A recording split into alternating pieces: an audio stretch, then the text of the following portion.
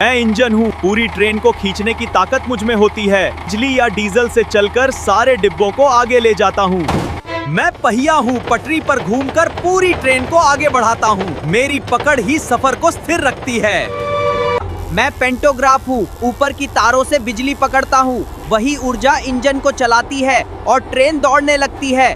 मैं ट्रेन का दरवाजा हूँ, सही समय पर खुलना और बंद होना मेरी जिम्मेदारी है। सुरक्षा मेरे हाथ में होती है। मैं ब्रेक हूँ, जब रफ्तार रोकनी होती है मेरी पकड़ पहियों को थाम लेती है, तभी ट्रेन सुरक्षित रुकती है। अगर तेरे को भी ट्रेन में सफर करना अच्छा लगता है तो वीडियो में कमेंट कर और लाइक सब्सक्राइब कर दे।